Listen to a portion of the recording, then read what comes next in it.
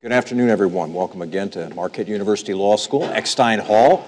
I'm Mike Goucher, and this is On the Issues. This is our continuing series of conversations with news and policymakers, people we say are doing important, interesting work in this region and beyond. Today, we are joined by the director of the American Civil Liberties Union Voting Rights Project, Dale Ho, the ACLU's Voting Rights Project involved in a number of voting rights litigation around the country, including in the state of Wisconsin. We'll be talking about that today. But first, let's give Dale Ho a warm welcome to Marquette University Law School.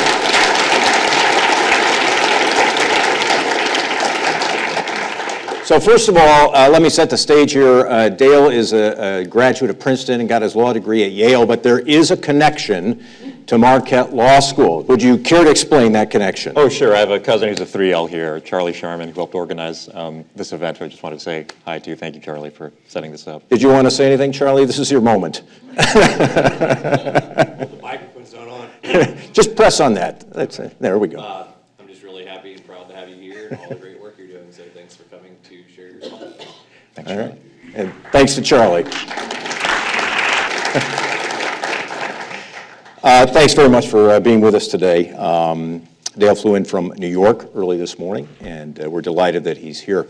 Let's talk a little bit about the work you're doing today. What is the Voting Rights Project? Describe it for us. So the ACLU, the American Civil Liberties Union, where I work, is one of the nation's oldest civil rights and civil liberties organizations. It's been around for about 100 years, and we work in a number of different areas, everything from immigrants' rights, reproductive freedom, LGBT rights, and voting rights is one of our projects. The Voting Rights Project at the ACLU was established in 1965, the same year that the Federal Voting Rights Act was passed. In that time, the organization has litigated over 300 cases on voting rights issues throughout every region of the country. Where are you involved right now? I mean, it's what, more than a dozen states or something like that? Yeah, we have cases in states in the South, Alabama, Georgia, North Carolina, South Carolina, states in the Midwest, like here in Wisconsin, in Ohio. We've historically done a lot of work in mountain states on behalf of Native American populations, and we have cases in the West, in Washington and California. We were talking before we came down here. You're very busy right now, and this is something that maybe is good foundation for our discussion here today. You're talking about the fact that you have seen more voting rights cases since 2005. What exactly have you seen? So we've really seen, I think, a sea change in terms of the voting rights landscape when you compare the last 10 years to, say, the 10 years or even the 20 years before that. So I mentioned that the Voting Rights Project was founded in the same year that the Federal Voting Rights Act was passed.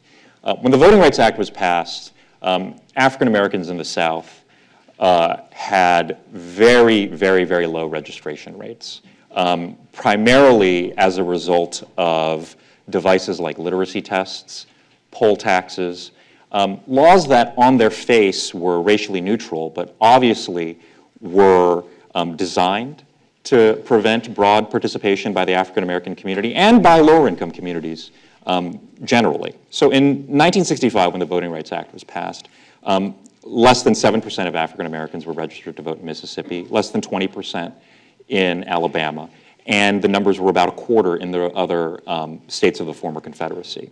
The Voting Rights Act changed that dramatically, and within 5 years, in more than half of the states of the former Confederacy, African American registration rates were over 50%. We thought we had largely achieved a consensus in this country around universal suffrage, right? Basic access for everyone. And most of the debates about voting rights since the early 70s were about redistricting.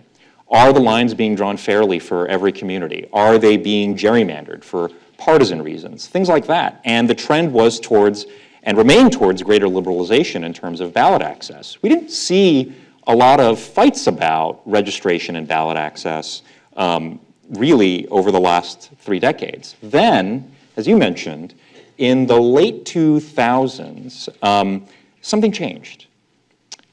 Before the 2008 election, there were only 2 states in the country that had what I would call a strict voter identification requirement, which meant that If you didn't have one of a limited set of forms of government-issued ID, you couldn't vote. Absolutely. No exceptions, no excuses, right? That number went to about a dozen around 2012. And not just that. In 2011, 19 states passed 27 measures that made it harder to register to vote or cast a ballot. And that is a dramatic change from what we had seen 10 years previously. And for people who work in my field, it was, I think, very, very surprising. We'll break this into different discussions. We can talk a little bit about all of what you just laid out, but first let's talk about voter ID, because I think that tends to get the most attention. And the argument about voter ID, which you hear, is that this is sort of a common sense reform, that we use photo ID to do many basic things in life, that most people have a photo ID, that this is simply something that protects the integrity of the vote and is not too big an inconvenience for the public. What do you say when you hear that argument? Well, so I think I hear two different things here. One, that it's not an inconvenience, and second, that it preserves the integrity of the process. And I would actually question both of those 2 points. With respect to the first point about whether or not it's a significant burden, obviously I would acknowledge that for a lot of people, for most people, it's not a significant burden, right? We had a trial about Wisconsin's voter ID law, and we'll talk about that, I'm sure, in more detail over the next hour.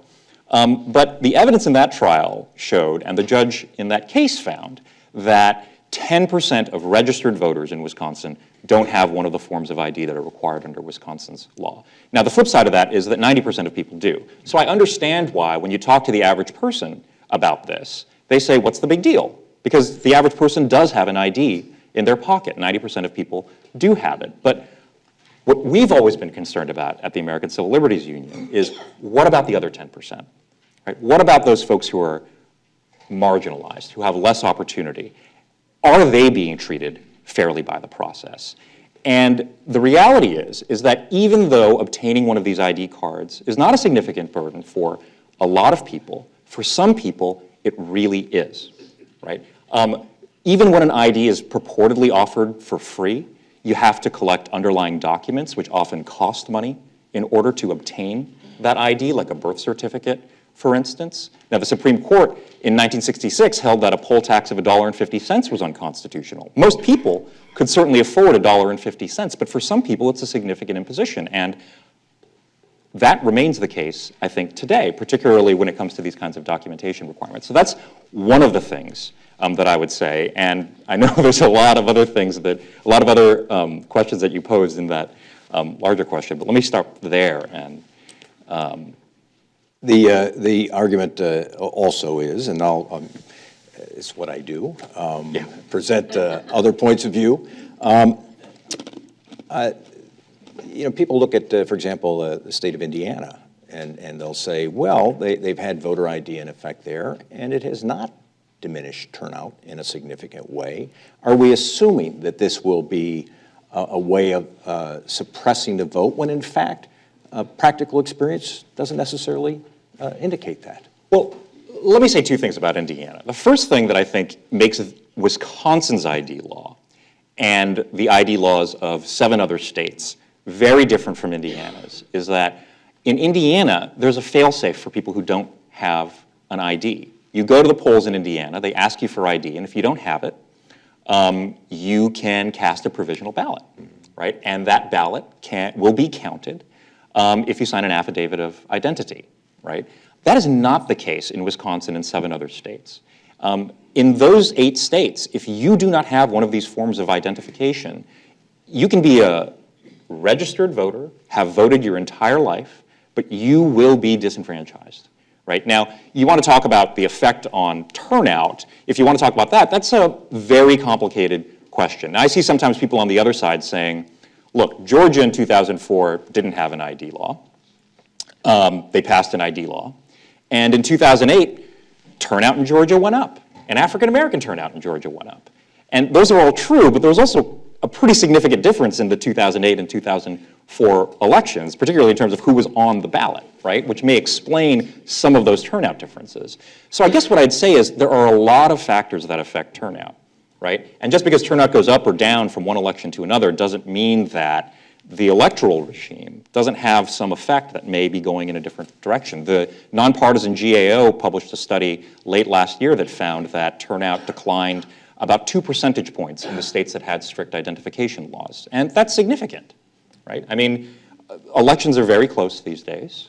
We have a very, very polarized country right now. And 2 percentage points could potentially be outcome determinative. It's a tough issue, isn't it, in the court of public opinion for the ACLU and others who just think these laws... We try not to take issues that are difficult in the court of public opinion. Very successfully, I might add. Straight down the middle. But for example, I was telling Mr. Ho that the Marquette Law School poll has polled on the voter ID question on a number of occasions, and we find the results are remarkably consistent. I think it's in the 60s. Charles, is that accurate? Yeah, in the 60s of people who support it. They support voter ID. That makes it tough, doesn't it? When you're trying to make the argument that this is not a good practice, and yet the public tends to support it.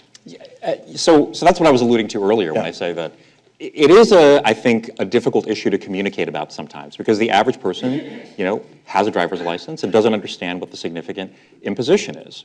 But we had clients who absolutely could not get one of these IDs, or could only do so through significant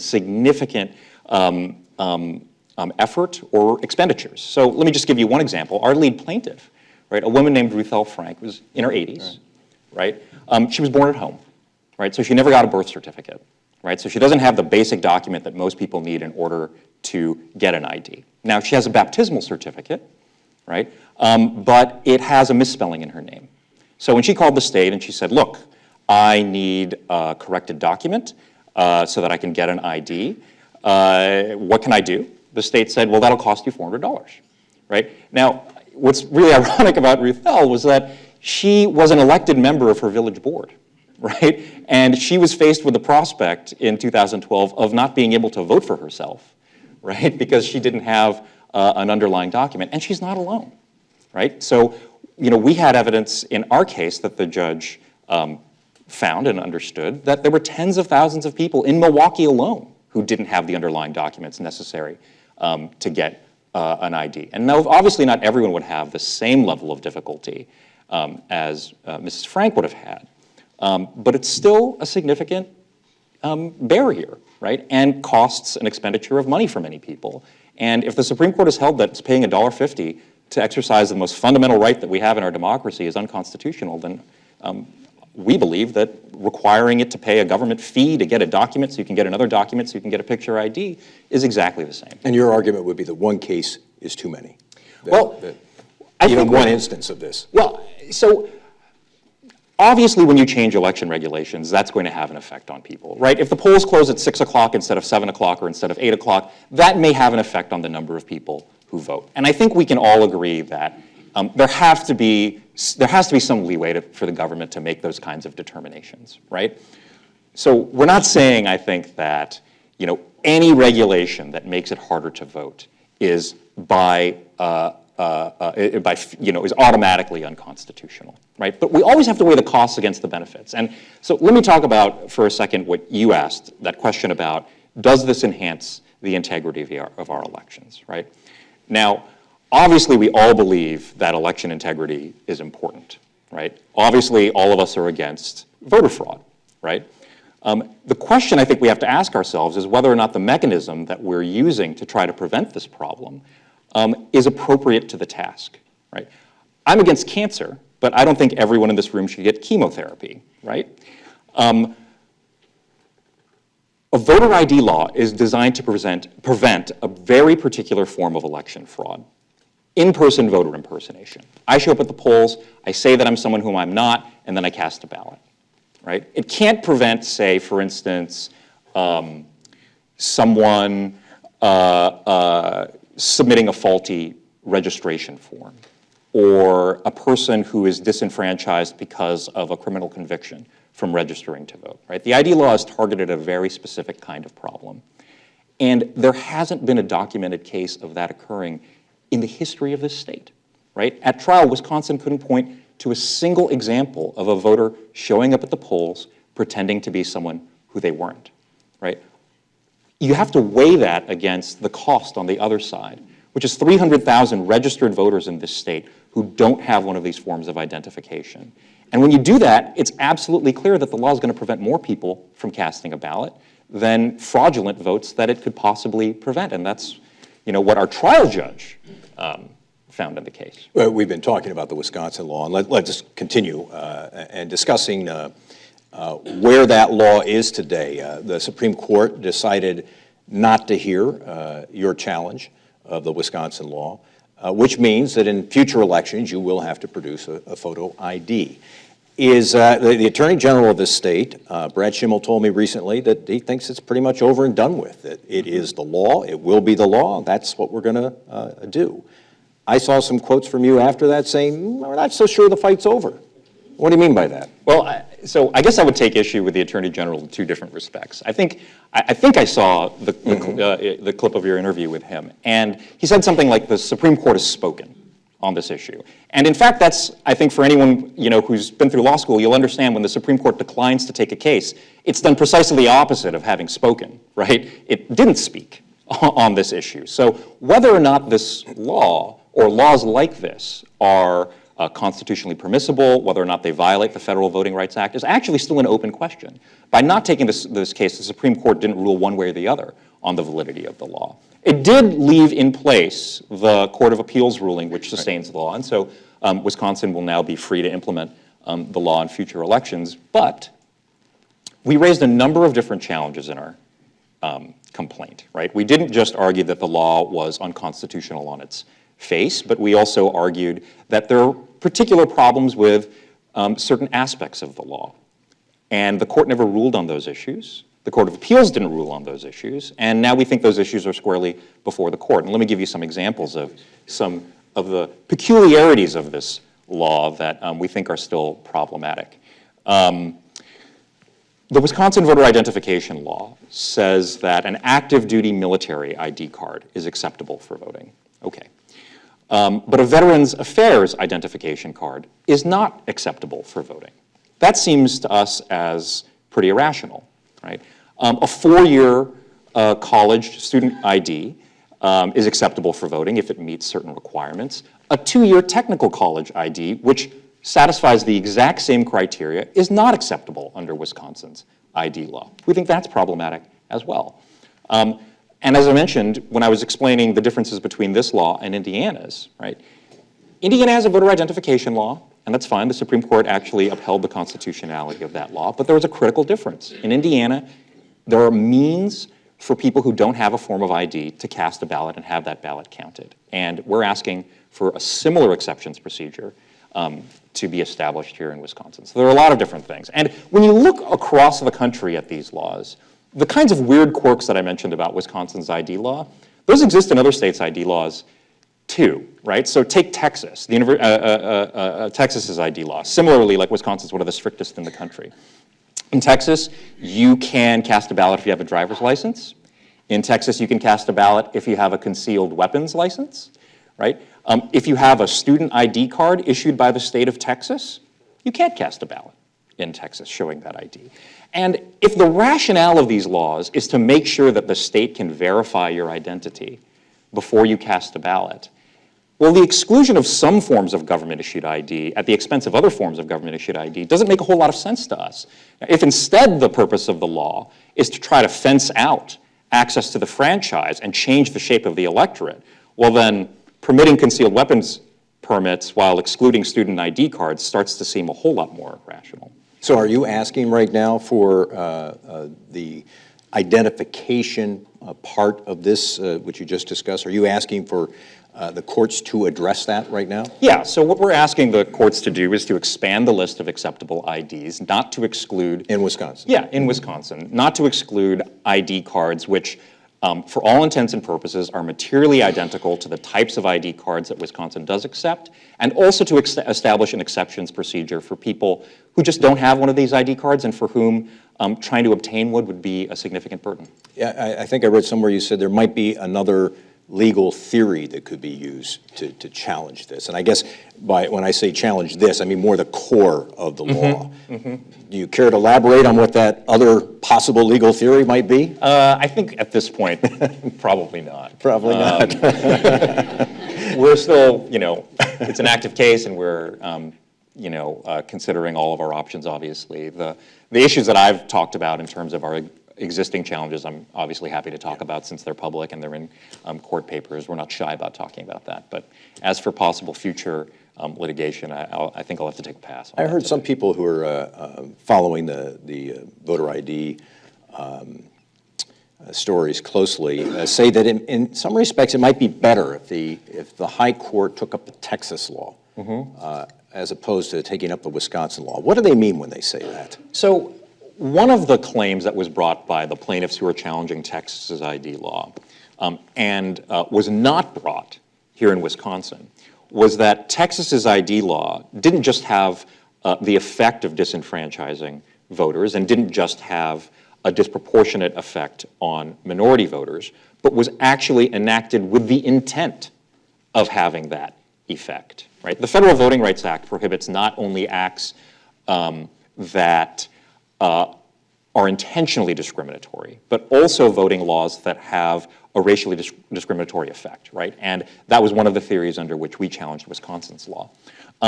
In Texas, the plaintiffs argued that this was that disproportionate effect was actually a goal of the Texas legislature, that one of the reasons they enacted the law was to try to suppress the political influence of the burgeoning Latino population in that state. And it wasn't just their theory, it was a finding that the federal judge who was hearing that case agreed with. So the judge in that case made a factual finding that Texas's legislature was motivated by discriminatory animus against Latino voters in passing its ID law, and African American voters as well. So some people have argued then that the Texas case presents a stronger record for challenges to identification laws because of this finding of discriminatory intent. And that may be true. On the other hand, right, Texas is kind of a unique place, as my cousin Charlie knows. Anyone who's visited Texas knows that there's really no other place like it in the country. And a finding about Texas's ID law may not be generalizable to other states. So in some sense, maybe a stronger case for plaintiffs who are seeking to challenge these laws. In the other sense, maybe a less consequential case because it doesn't necessarily have broader applicability. You've been active in challenging some states who have decided to, for example, limit absentee voting. By that I mean the amount of time that is allowed for absentee voting, or same-day registration for that matter. Why are you pursuing, is it essentially the same reason it's an attempt to keep some people from going to the polls? Is that the theory again behind what's happening there? Yeah, we've had similar challenges to laws that try to roll back some of the ways that states have, in the previous decade or so, sought to expand access to the polls. I think if anyone looks at sort of our turnout rates nationally and compares them to other Western democracies, it's kind of embarrassing, right? And when you look at that landscape, I think really the question we ought to be asking ourselves is how can we make it easier for people to vote? How can we encourage participation rather than erecting new barriers? And that had been the trend in the 90s and the 2000s, right? So we've seen states adopt things like early in-person voting, same-day registration, things like that. Wisconsin has same-day registration, and it's worked out great in this state. The states that have same-day registration have turnout that's on average 10 percentage points higher than the states that don't have it. Now we see pushback against these kinds of things, right? Without a really strongly articulated rationale for rolling back these reforms. So North Carolina is one state that eliminated same-day registration. There were ballot initiatives in Montana and New Hampshire to try to get rid of same-day registration in those states. And we view those things as problematic. Unless the state can produce a really strong reason for making it harder for people to vote, we think that that's a problem and something that the ACLU has to stand against. I'll try and articulate the reason that was given to me Sure. by a state lawmaker who was pushing for for shortening the period of time for absentee balloting, in-person absentee balloting. And his argument was, we need uniformity, that it is not fair to have, for example, people from the city of Milwaukee able to vote on weekends, late in the evening, when rural clerks simply cannot keep their offices open, people cannot vote at those same times. It's just simply unfair. We need to make it uniform. What do you say to that argument? So I think that's a valid concern, a concern that everyone have basic opportunities and access to the polls. But I guess I would say two things in response to that. The first is, if we really want to make sure that there's a uniform basic level of access that everyone has, instead of restricting access and reducing access in some places, we ought to really be thinking about increasing access in the places where it's not as broad, right? And that we would agree that uniformity in terms of basic opportunities ought to be the general rule. The second thing, though, that I would say in response to that, though, is that counties are different, right? And may have different needs. And there ought to be a certain degree of flexibility, I think, to accommodate those additional needs if necessary, right? So just to give you one example of a place we've been fighting early voting cutbacks, Ohio is a place where it seems like every election cycle there's controversy in Ohio. Ohio wants to cut back its early voting hours, and we've challenged that. And one of the arguments they've put forward is uniformity. Well, every county in Ohio has one early voting location, right? Doesn't matter if your county has 10,000 people or if your county has 500,000 people. One location and uniform hours, right?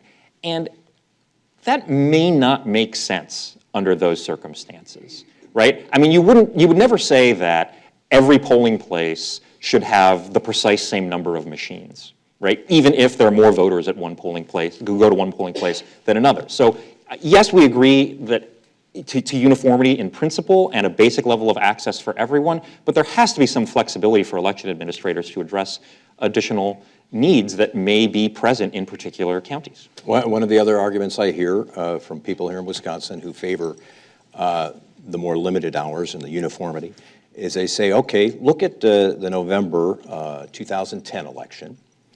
So that's a race for governor in the state of Wisconsin. And then look at the 2014 November election.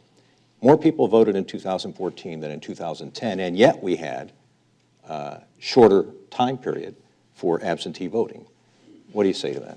I think I'd say the same thing that I would say to the folks who point to the Georgia example. I mean, the 2014 election here in Wisconsin now, I'm not a political scientist, so at the end of the day, I can't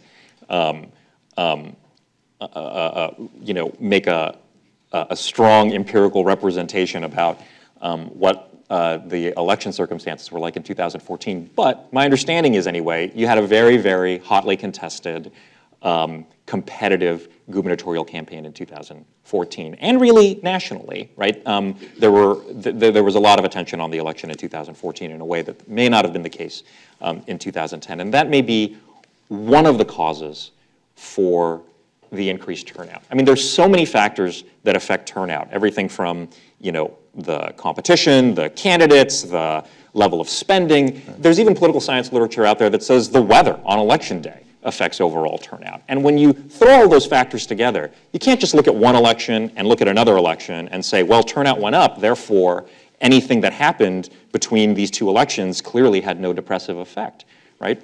Turnout can still go up, but what we don't know is what turnout would have looked like if we had had broader access. You mentioned the Voting Rights Act, and I read your blog. You were in Selma a few weeks ago to mark the 50th anniversary of the Selma to Montgomery March. And you talked about the Voting Rights Act, and of course the Supreme Court, many people in this room know, struck down a key part of that act. What is your hope for the Voting Rights Act at this moment in time? Well, so you mentioned the Supreme Court's decision. For people in the audience who maybe aren't aware of it. In 2013, in a decision, Shelby County versus Holder, the Supreme Court struck down one of the most important provisions of the Voting Rights Act, what had been described 50 years earlier, or almost 50 years earlier, by the court as the heart of the act. It was a provision that required states and counties that had the worst histories of discrimination to obtain federal approval before making any changes to their voting laws. We lost a lot of things with the court's decision striking down that portion of the act. One of the things we lost was the ability to keep track of what goes on in those states, because they were required to notify the federal government and therefore notify everyone, essentially, about what they were doing with their voting laws. It created a very potent tool substantively in terms of litigation to enable us to fight back against measures that we thought were discriminatory. My hope is that Congress will look back at the VRA, which has always been passed by bipartisan majorities, which in its most recent reauthorization in 2006, passed by a vote of 390 to 33 in the House, 98 to nothing in the Senate, and was passed by was signed into law by George W. Bush. That Congress can look at that and say, okay, let's address the court's concern that this law maybe was targeting the worst voting rights offenders in 1965 and hadn't been sufficiently updated. Let's try to draw a new Voting Rights Act amendment, which Congressman Sensenbrenner here from Wisconsin, to his credit and his amazing work, has sponsored a bill to do this, that updates the act, that tries to get those jurisdictions with the most recent histories of discrimination back under federal oversight. That's my hope, right? Obviously, getting any legislation passed in this Congress, I guess unless it deals with Iran, is very challenging these days. But my hope is that folks will look back at the bipartisan history of support for the Voting Rights Act and will seek to address the Supreme Court's decision. Were you surprised by the court's decision, in all honesty? So, several years earlier, the court had issued a decision titled Northwest Austin, which could have struck down the same portion of the Voting Rights Act, and didn't do that. But there was some very strong language in that opinion that if given the opportunity to consider the constitutionality of the act again, without any revisions from Congress, the Supreme Court may be willing to take that step and strike it down. So in that sense, we had some warning that a number of members of the court were concerned about the constitutionality of the act. Now, on the other hand, the act had been challenged 4 times before, with its initial enactment and with 3 subsequent reauthorizations. And each time, its constitutionality had been sustained. With that kind of track record, you generally feel pretty good going into court, right? I mean, no court had ever struck down the constitutionality of the act, any piece of it, so, I mean, we had some indications, obviously, but, I think we were very hopeful going into the decision, into the argument that the court would continue to sustain the act. I want to spend just a couple of minutes. We have a few law school students in this room, Charlie included, but I want to ask you about your life's work, your chosen path, and why you're doing today what it is you're doing. How did you end up doing this kind of work? What was it that drew you to this? Well, when I was an undergraduate, I think like a lot of young people, I'm trying to figure out what should I do with my life. And I had a professor who said something like, should I go try to make money? Should I just pursue my passions or whatever? I did a lot of theater in college, actually. It's one thing I was thinking about maybe doing. And I had one professor who advised me, where your passion meets the world's needs, right, is maybe a good guide for thinking about what you could do. And I was very passionate about civil rights work generally. Issues of racial discrimination in particular were things that really motivated me. Studying the history of the school desegregation cases and the work of the NAACP Legal Defense Fund and bringing about such a radical transformation of our country for the better was something that really inspired me. And I thought to myself, well, if I could continue pushing the country in that direction, continue that with that work, that would be really a dream come true for me. So I went to the law school with the hope of working on civil rights issues, working at a place like the NAACP Legal Defense Fund. And after a few years in private practice and clerking for a judge, that's where I ended up. Now, I didn't know that I wanted to work on voting issues specifically, but as I studied the issues that really concerned me as an undergrad, equal access to educational opportunity, overcriminalization and mass incarceration, and the effects that that has on poor people and people of color in our country. It seemed to me that it was going to be hard to fix those issues unless we could also fix issues about our democracy. It really is the one right that underlies all of our other civil rights, the right to vote. It's fundamental and foundational in that respect. And unless we have equal access to participate in our democracy, I think it's very challenging to work on the other issues that we all care about. So the passion drives you. A sense of probably idealism drove you initially.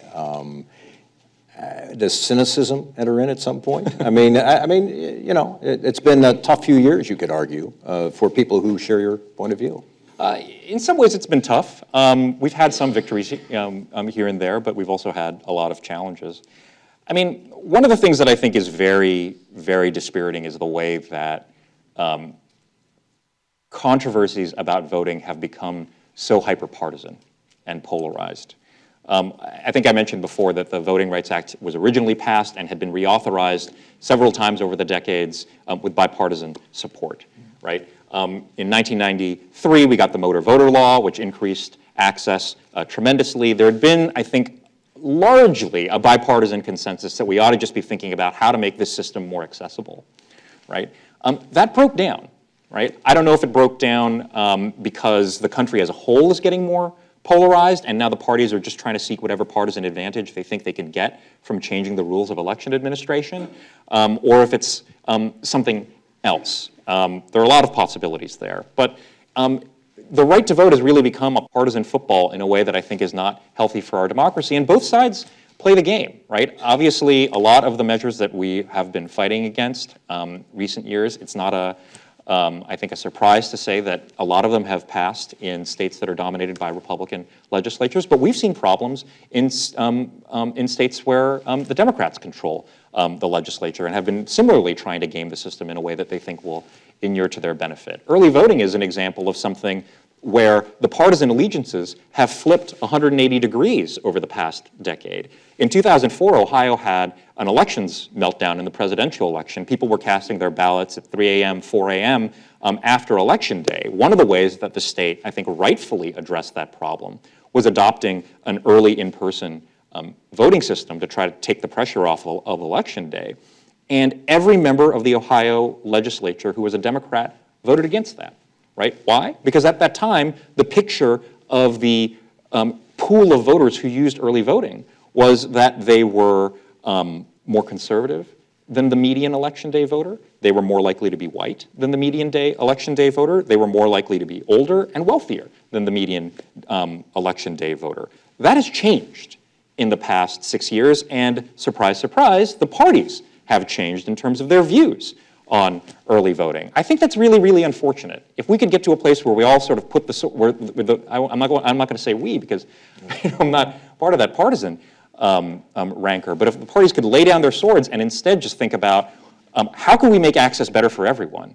I mean, how is it that in 2015, half of the states don't let you register to vote online, right? Which is, I think, really remarkable. When you tell people that, I think their eyes are, open up, right? You can shop on Amazon online, but you can't register to vote. It just seems kind of crazy, right? How can we fix these very basic problems to make it easier for people to get to the polls? I think we'd be in a much better situation, and the fact that we're not there, I think, is a little dispiriting. Here's my final question, then we'll take a few from the audience. 2016, we have a national election, presidential election.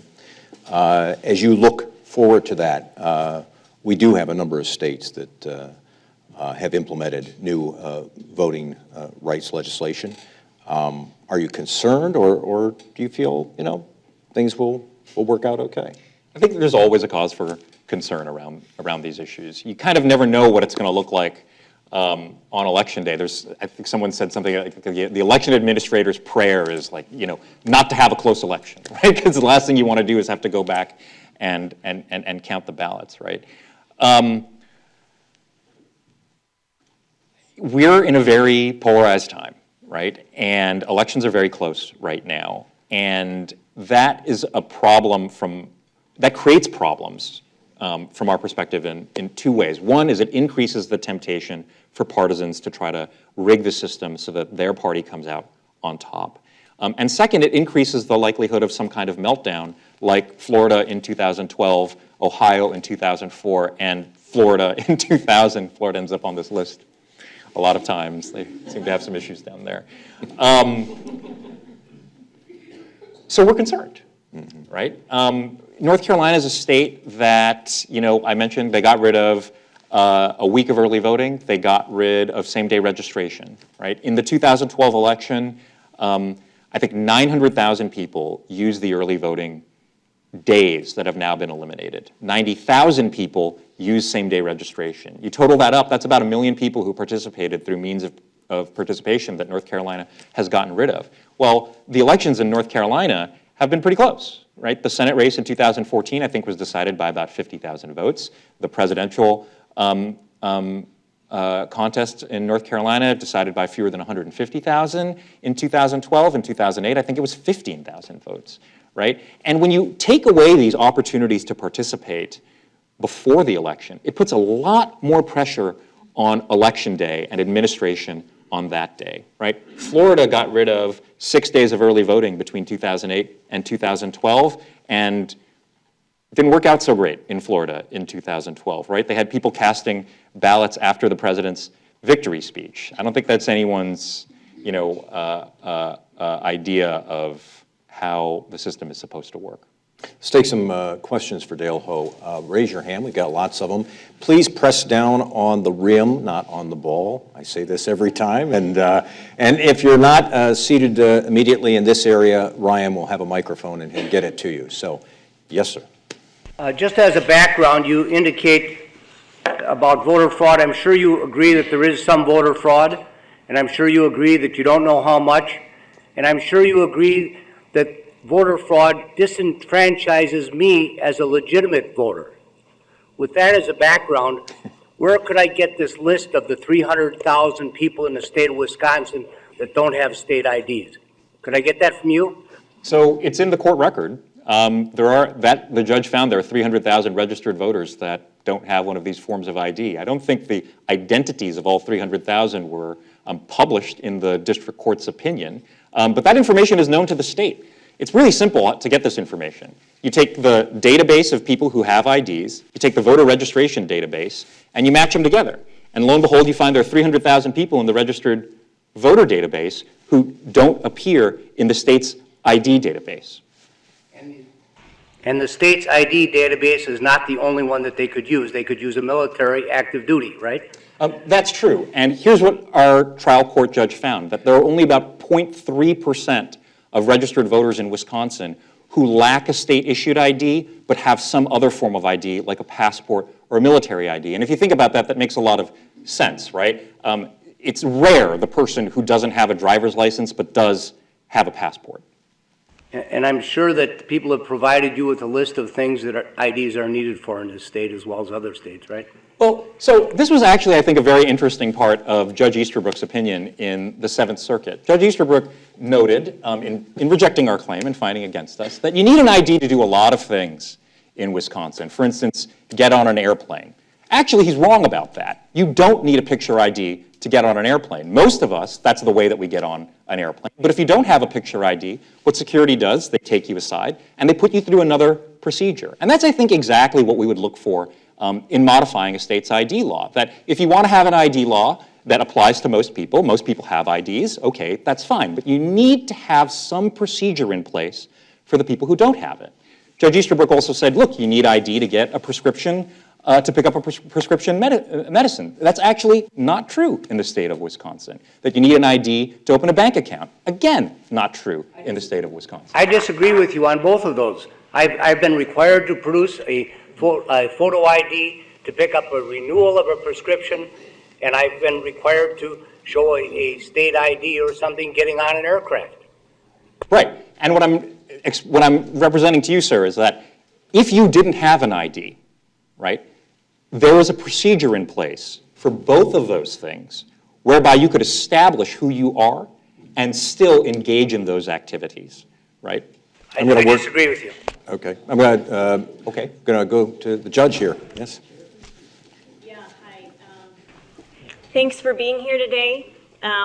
My question shouldn't imply any opinion about Wisconsin's voter ID law, but I do want to just ask, you've made a number of comments about the cost of getting supporting documentation, but the state Supreme Court ruled that the state has to modify the law to figure out a way that if you in fact can't support those costs, you should still be able to get the documents and then get the voting ID. And I just wonder if you can address that. I think that's a really important point, and I'm glad that you brought it up. And that is, in fact, a significant change to the law since the time that we filed our lawsuit, right? And so just for the audience's information, at the same time that we had filed our federal litigation, there were two different challenges to Wisconsin's ID law in state court that went up to the state Supreme Court. And what the state Supreme Court found was that requiring people to pay a fee to obtain documents, which are then a prerequisite to having an ID law, to having an ID so that they could cast a ballot under the law, amounted to an unconstitutional poll tax, right, and a severe burden on the right to vote. And the Wisconsin Supreme Court then directed the state to try to create some sort of procedure whereby people could obtain the ID without paying the fee for those underlying documents. So obviously, I think we look at that, and everyone, I think, on our side of things would regard that as a positive change. Here's why we continued to have concerns about the law. Under the existing law, before the Wisconsin State Supreme Court's decision, there was already supposed to be a mechanism in place for people like our client, Mrs. Frank, and for other people who either had documents with errors in them or whose documents didn't exist, say because they were born at home or because the state where they were born lost the records. You know, a lot of people who live in the state, half of people in Milwaukee, for instance, are born in another state. So there were already supposed to be exceptions procedures in place to deal with people who had problems with underlying documents, right? The problem is that those exceptions procedures really left people at the mercy of frontline workers at the Department of Motor Vehicles, right? It safeguarded, it basically trusted the franchise to people who work at the DMV, and not to run down any particular government agency, but I think everyone here has probably visited the DMV before, or many people have in this room, and it's not necessarily the most efficient government bureaucracy, right? And what we found at our trial, or what we sought to demonstrate at our trial, and what the trial court found, was that these exceptions procedures weren't publicized, that DMV workers weren't trained about them or informed about them, that they weren't being offered to people, and that DMV management was actually discouraging the use of those exceptions procedures. And so we had a number of people who testified that they didn't have documents, or their parents, elderly parents, didn't have documents, and they went to the DMV. They were never offered any kind of exception. They weren't told about them. And some of them were ultimately able to obtain ID after soliciting the help and intervention of their elected officials. Now, from our perspective, that is not the model of a functioning exceptions procedure, right? And if someone has to sort of get the intervention of an elected official in order to be able to participate in our democracy, we think that's a significant problem. So the trial judge in our court found that DMV hadn't demonstrated that it was actually making those kinds of exceptions available, that they were working.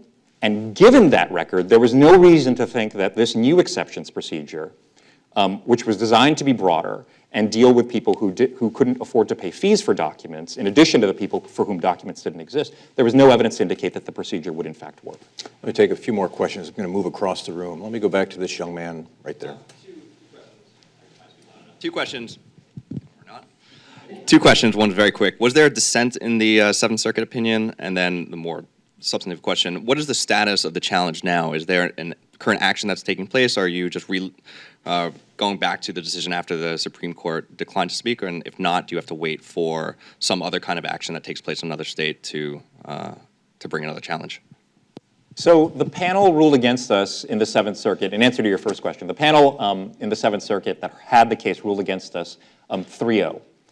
We were preparing a petition for rehearing en banc when one of the judges of the panel, Judge Posner, sua sponte, which means without motion from the parties, called for a vote on whether or not to hear the case again. So for the non-lawyers in the room, what that means is if you get an adverse decision from a 3-judge panel of a court of appeals, you can always ask for rehearing by the full court, by all of the active judges of the court. We were preparing to do that when Judge Posner called for a vote whether or not to do that, and the court deadlocked 5-5. There are only 10 members of the court right now. When that happens, that leaves in place the existing ruling, right? So Judge Posner dissented along with 4 other members of the court. I do note, for those of you interested in trivia, there is a vacancy on the Seventh Circuit Court of Appeals. It is the longest running vacancy in the United States for a Court of Appeals seat.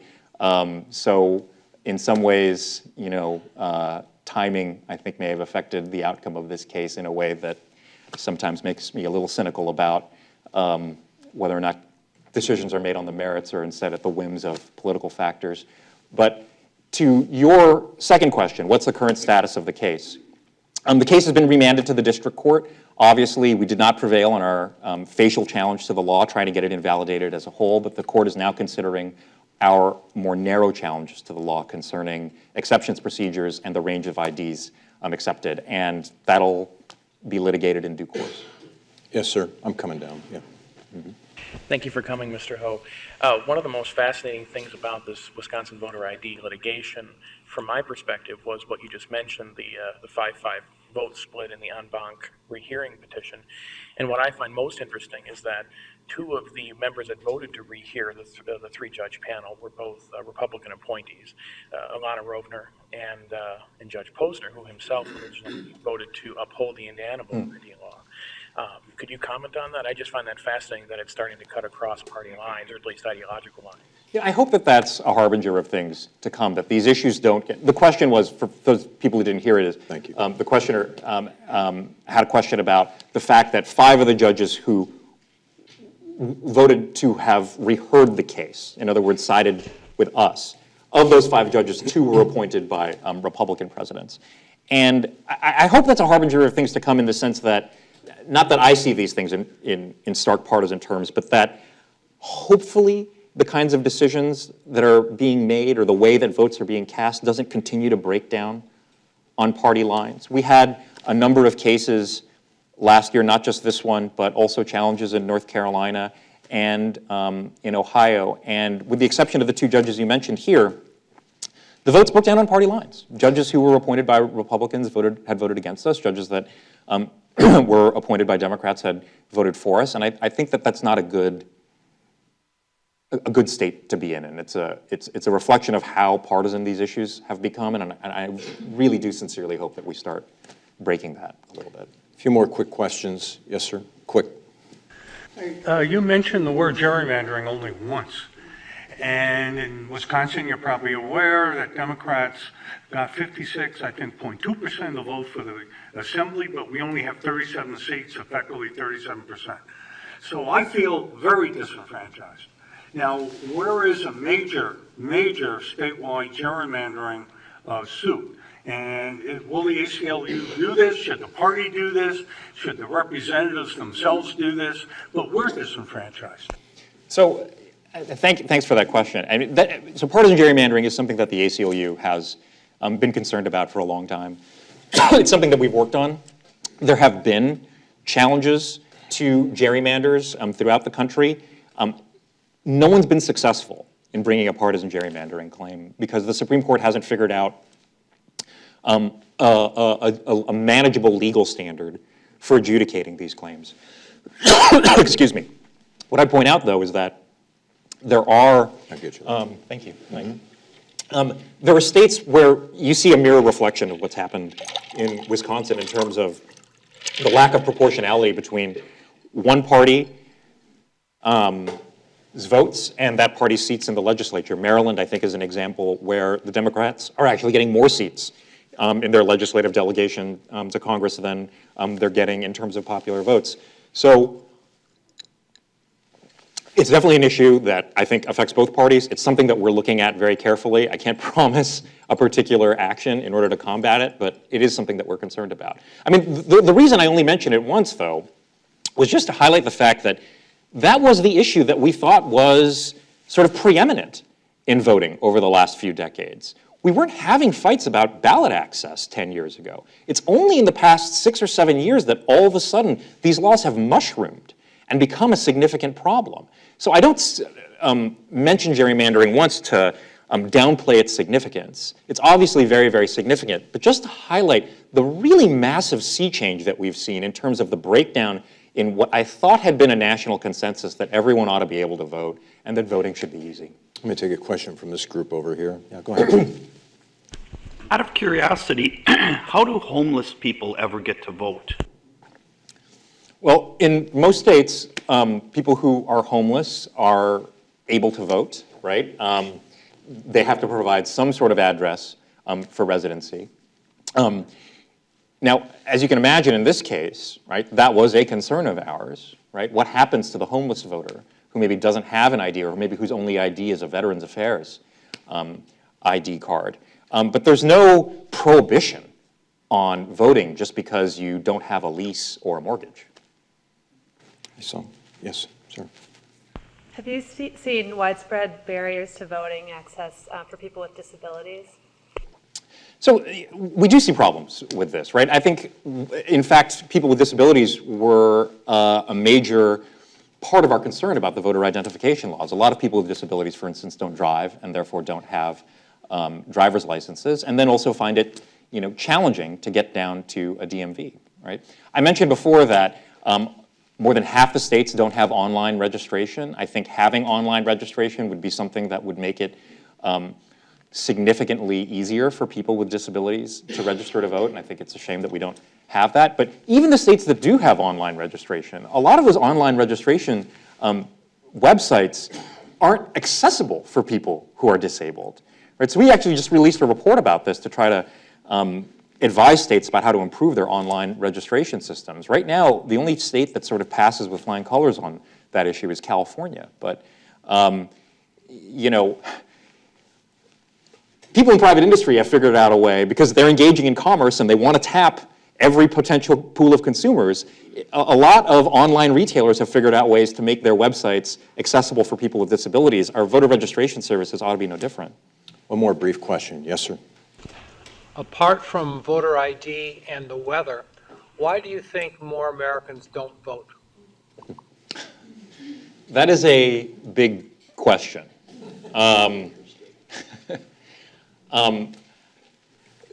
a lot of in other countries, the burden of registration is put on the state rather than on the voter.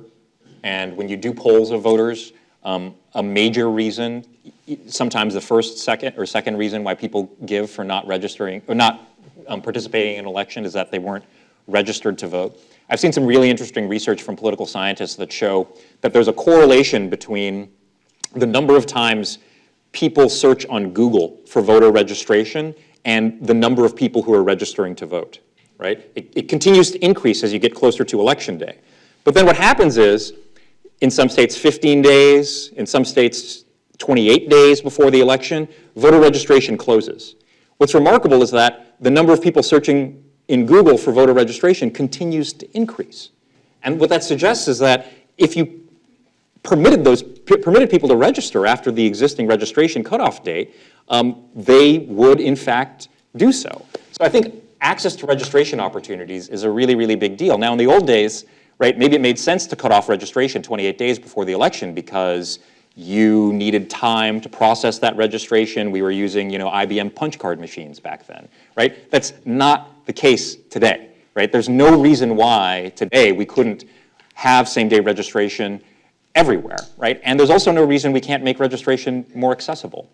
I'm going to wrap things up there. Before we go, I did want to mention that for you folks who are interested in the world of politics, tomorrow We will be releasing our latest Marquette University Law School poll. Professor Charles Franklin and I will be in this room at the same time to talk about the findings. We'll be talking about the governor's job approval ratings, some of the policy initiatives we're seeing in the state, also the presidential contest in 2016. Should be a very interesting poll. You obviously are all welcome to attend. Having said that, I want to thank everybody in the audience again for their interest, for their attention, and most of all, we want to thank Dale Ho for being with us today. Thank you. Thank you very much.